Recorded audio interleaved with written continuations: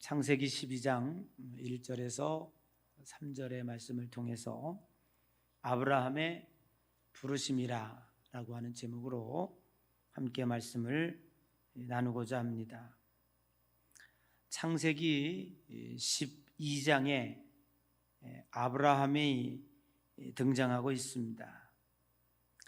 창세기 전체의 맥락에서 볼 때에 이것은 매우 중요한 사건으로 받아들일 수가 있습니다. 일개 한 나라의 대통령이 바뀌는 정도의 변화가 아니라 하늘과 땅이 뒤집혀지는 그 정도의 사건이라 할 수 있습니다.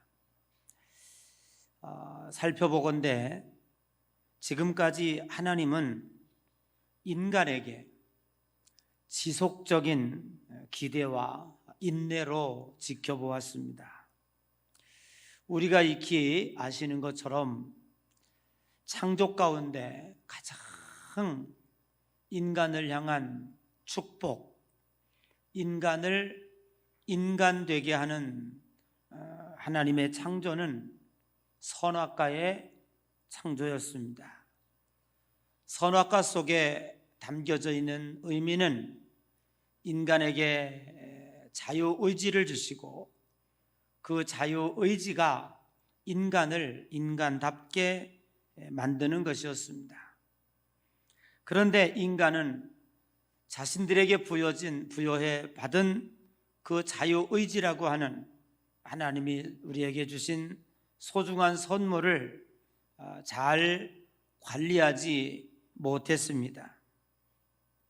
그럼에도 불구하고 하나님께서는 에덴 동산에서 아담에게 가죽 옷을 해 입히며 그에게 희망을 기대했습니다.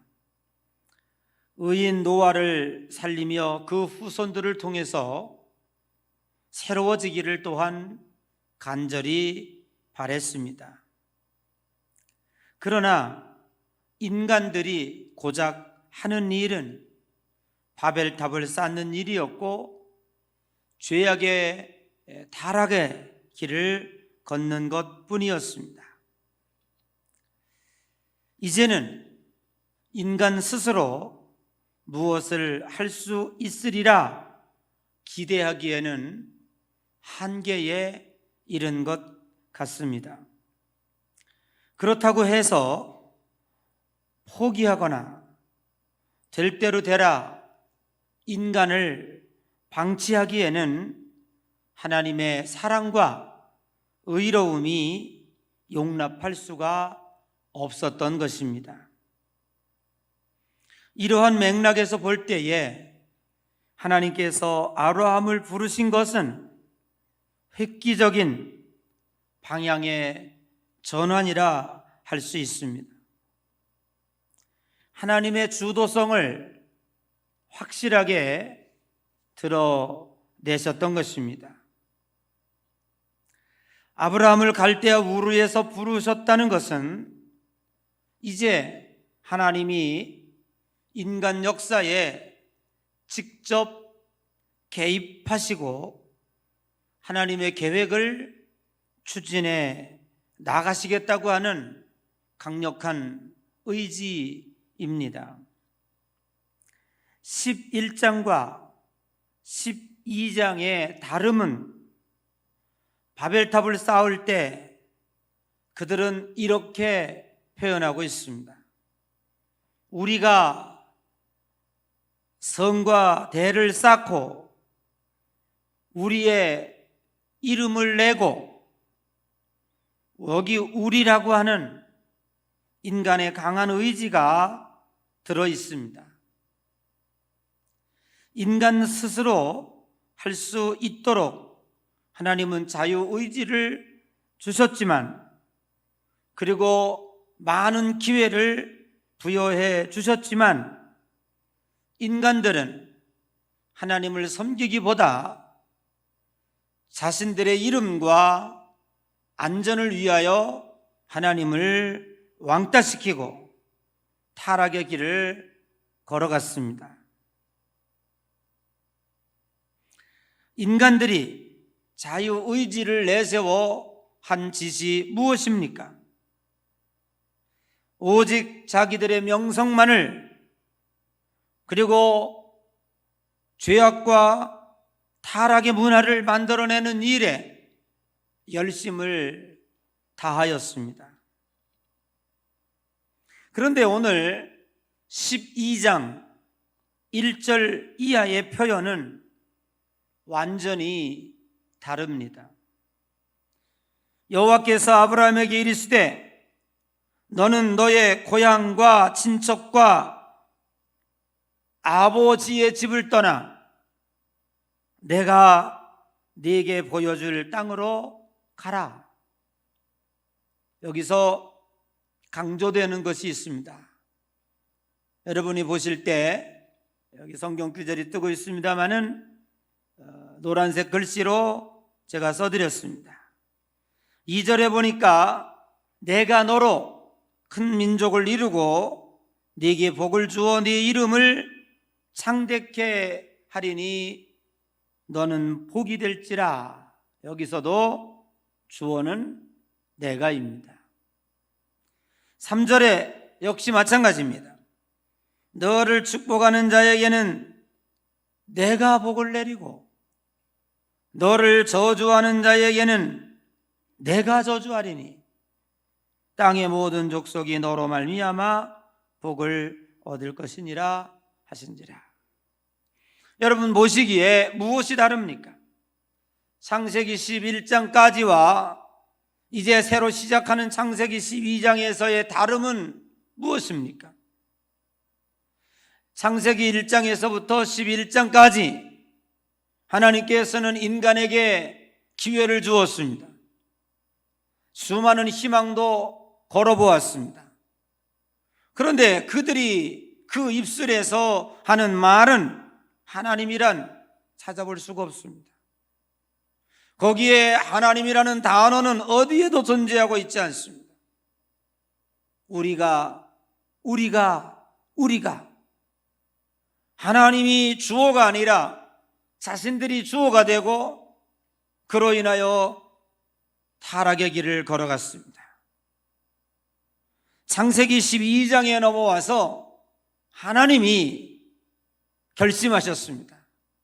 안 되겠다라는 것입니다. 이대로 두어서는 안 되겠다라는 것입니다. 이런 식으로 반복을 해서는 안 되겠다라는 것입니다. 그래서 창세기 12장 1절부터 하나님이 이렇게 씁니다. 내가 네게 보여줄 땅, 내가 너로 큰 민족을 이루게 하고 내가 복을 내리고 내가 저주하겠다. 완전히 바뀌어버렸습니다. 주어가 바뀐 거예요. 이것이 여러분들이 성경을 보는 중요한 맥락과 키포인트가 되어져야 하는 것입니다. 지금까지 인간들에게 맡겼지만 이제는 내가 한다는 것입니다. 인간에게 맡겨놓으면 결국 지옥밖에 기대할 수 없기 때문에 하나님이 직접 하시겠다는 것입니다. 하나님이 복도 주시고 하나님께서 인간의 구원도 이루어 나가실 것이라는 것입니다. 아브라함에게 복을 주시는 것도 그로 인해 모두가 복을 받는 것도 아브라함의 능력에 있지 않습니다. 아브라함이 신앙이 좋거나 아브라함이 그만큼 받을 만한 능력이 있어서 그 축복을 받게 하는 것은 아닙니다. 이것은 오직 하나님의 은혜로 주어지는 것이었습니다. 하나님의 부르심은 아브라함의 탁월함이나 그의 위대함이나 능력에 있지 않았습니다. 오직 하나님이 아브라함을 통해 전적으로 베푸시는 하나님의 은혜가 이제부터 펼쳐지기 시작하는 것입니다. 하나님의 간섭은 아브라함을 통해 어떻게 이루어지는가를 이제 그의 후손들을 통해서 펼쳐 보여주실 것입니다. 하나님은 어떤 상황 속에서도 당신의 약속에 흔들림이 없고 반드시 복 주시고야 만다고 하는 사실을 어떤 상황 속에서도 하나님이 주어가 됐을 때에 구원해 내고야 만다는 하나님의 의지가 창세기 12장에서부터 우리들에게 보여주고 있는 것입니다. 예를 들어보면 하나님이 아브라함을 부르시며 거쳐가는 그 길을 가만히 유심히 살펴보면 대단한 의미를 지니고 있습니다. 창세기 12장 6절에서 9절 이하에 나오는 땅 보면 6절에 아브라함이 그 땅을 지나 세겜 땅 모래 상수리 나무에 이르니라고 기록하고 있습니다. 8절에도 거기서 베델 동산 쪽으로 옮겨 장막을 치니 서쪽은 베델이요 동쪽 아이라. 9절에 점점 남방으로 옮겨갔다. 여기 남방은 헤브론입니다. 그런데 놀라운 사실은 아브라함을 지나 이삭을 지나 야곱에 대해 이릅니다.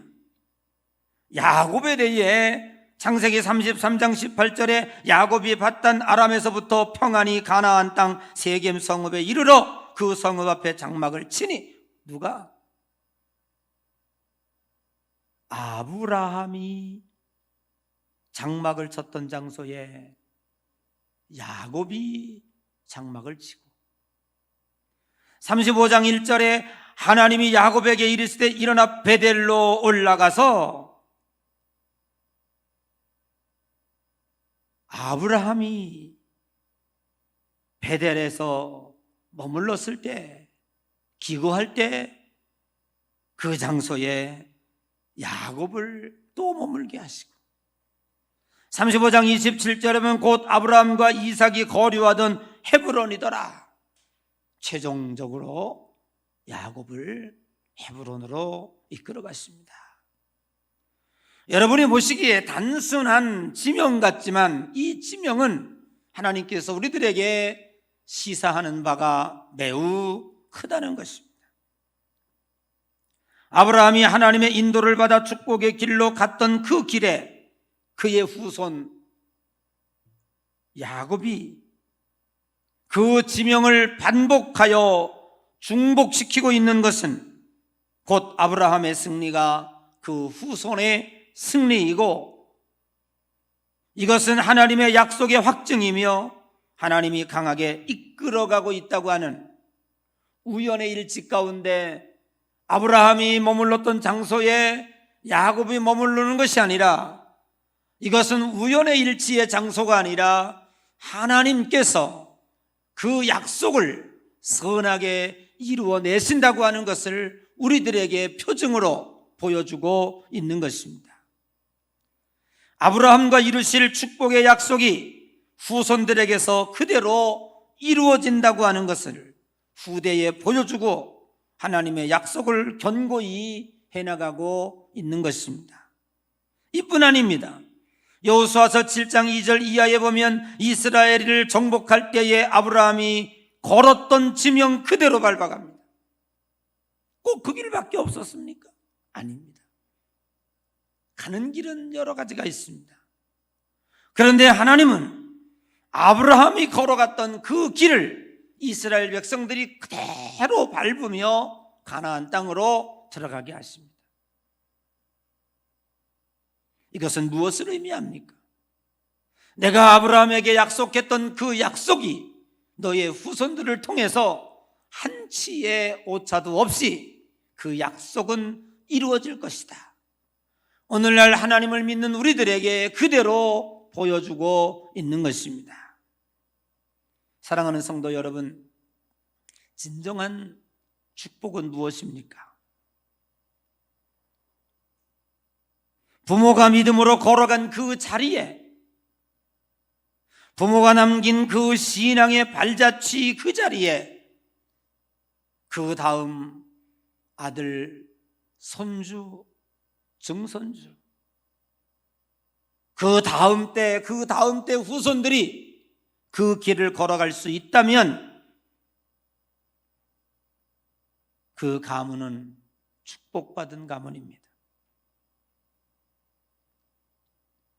부모에게 약속하신 하나님의 축복이 그 후손 대대로 이어지는 것을 하나님은 원하고 계십니다.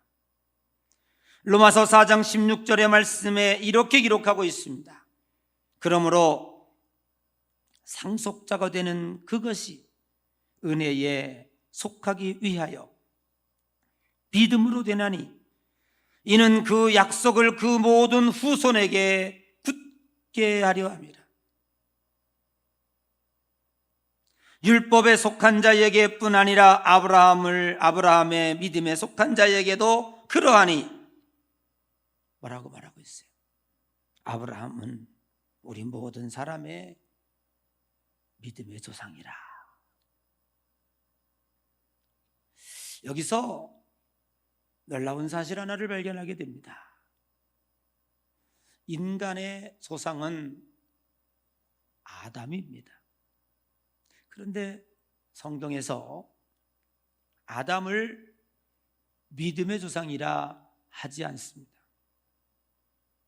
왜냐하면 아담은 신앙에 실패했기 때문에 그렇습니다. 오늘 여기서 아브라함을 믿음의 조상이라 라고 부르는 이유가 여기에 있습니다. 아브라함은 하나님의 약속과 은혜로 복을 내린 주인공입니다.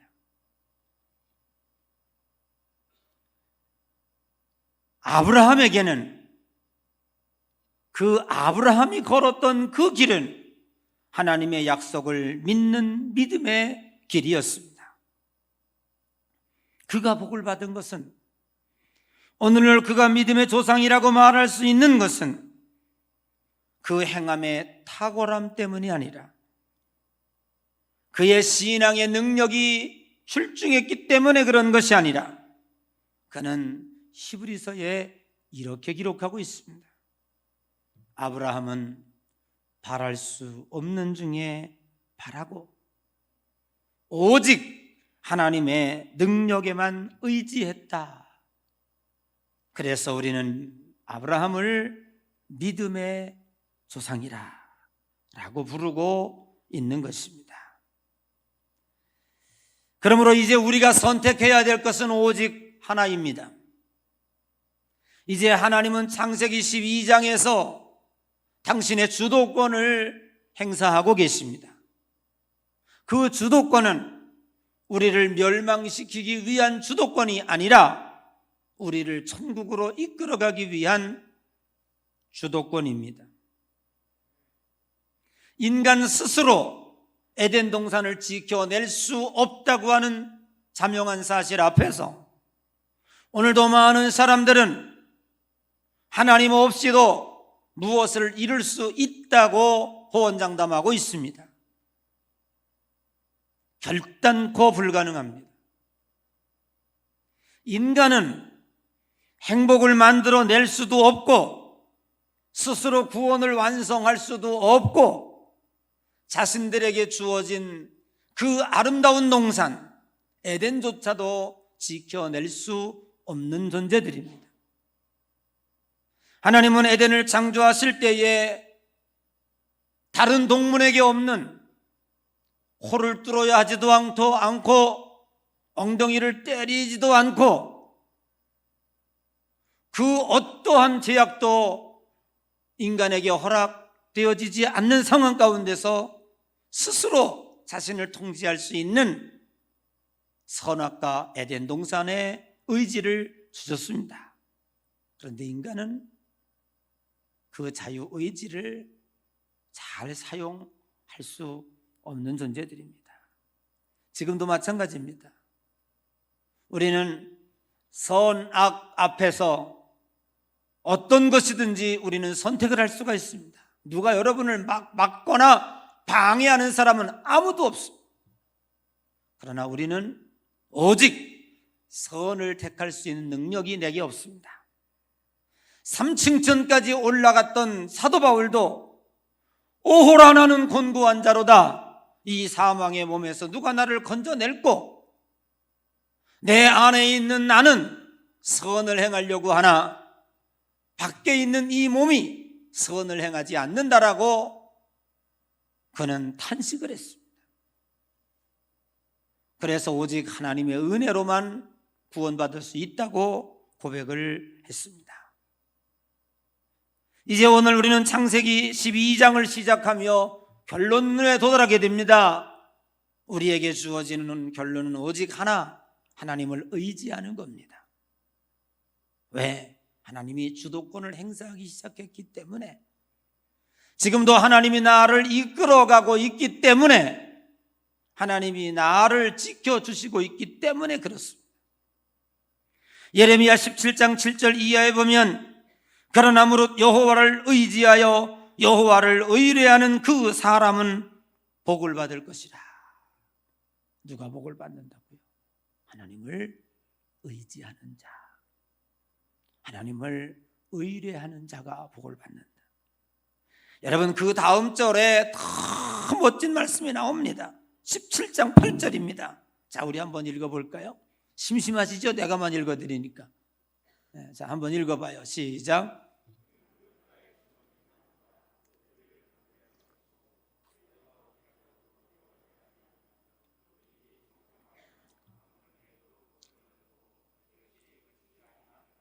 아멘. 누가 여호와를 의뢰하는 자, 여호와를 의지하는 자, 물가에 심은 나무가 뿌리를 강변에 뻗치고 더위가 올지라도 절대로 두려워하지 않아. 강변에 뿌리를 뻗치. 우리는 하나님을 의뢰하는 자, 하나님을 의지하는 자, 하나님에게 뿌리를 뻗치고 있는 자이기 때문에 세상이 더위가 가뭄이 오고 더위가 오는 거 두려워하지 않아요. 그 잎이 청청하며 가무는 해에도 걱정이 없고 결실이 그치지 아니함 같으리라. 이러한 은혜가 여러분에게 있으시기를 주님의 이름으로 간절히 축복합니다. 얼마나 멋진 말씀입니까? 오늘 성경은 다윗은 하나님의 마음에 합한 자다라고 선언하고 있습니다. 무엇이 하나님 앞에서 합한 자입니까? 신앙과 모든 행위가 월등히 뛰어납니까? 그런 면에서가 아닙니다. 여러분, 사실은 다윗은 부끄러운 사람이에요. 네, 굉장히 부끄러운 사람입니다. 그런데 하나님은 다윗을 하나님 마음에 합했다라고 말하고 있어요. 무엇 가지고 하나님은 그를 이렇게 인정했을까요? 오직 하나입니다. 사무엘상 17장 45절에 골리앗과 싸울 때 다윗은 이렇게 말합니다. 너는 칼과 창과 단창으로 내게 나오거니와 나는 만군의 여호와의 이름으로 나가노라. 오직 그는 아무것도 없어. 오직 그가 의뢰하는 자, 의지하는 자는 하나님뿐이었어요. 하나님 외에는 아무것도 그는 의지하지 않았어요.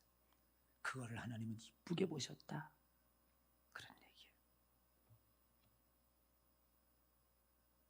얘기예요. 믿음이라고 하는 것은 현상으로 나타나는데 그것은 의지하는 것으로 나타납니다. 믿음이 지하수라면 그 속에서 뿜어 올리는 물은 의뢰하는 겁니다. 의지하는 겁니다. 하나님보다 더 의지하는 것은 죄입니다. 하나님이 가장 싫어하시는 것입니다. 하나님은 자신의 선하신 계획으로 우리의 구원을 완성해 나가십니다. 여기에 필요한 것은 오직 하나, 하나님께 맡기고 의지하고 순종하고 따르는 것입니다. 그러므로 잠언서 3장 5절에 네 명철을 의지하지 말라. 아무리 똑똑해도요, 인간의 지혜로움이 하나님의 미련함만 못하다라고 했어요. 사무엘상 14장 6절에 보니까 군대도 의지하지 말라라고 말하고 있어요. 아무리 강한 군대라고 할지라도 여러분은 하나님보다 더 의지해서는 안 됩니다. 예레미야 9장 23절 24절에 보니까 부자는 그 부함을 자랑하지 말라. 아무리 부하다고 할지라도 하나님이 한번 훅 부르시면 왕겨가 다른 집에 가서 쌓이듯이 날아가 버리고 말아요. 세상에 덧없는 것이 물질입니다. 주께서 말씀하고 있습니다. 오직 무릇 여호와를 의지하여 여호와를 의뢰하는 그 사람은 복을 받을 것이니라. 오늘 창세기 12장을 시작하며 하나님은 우리들에게 신앙의 결론을 맺고 계십니다. 이제 내가 하겠다. 내가 복을 주고 내가 저주하고 내가 너희를 책임지겠다. 그냥 너는 나를 의지하기만 해라. 그래서 기독교의 신앙은 믿음이 된 겁니다. 믿음이 의가 된 겁니다. 믿음이라는 것은 맡기는 거예요. 오늘도 하나님께 맡기고 여러분의 삶 가운데 평안함의 축복이 하늘의 구름대와 같이 여러분의 삶 가운데 몰려오는 축복의 삶이 되시기를 주님의 이름으로 간절히 축복합니다. 기도하겠습니다.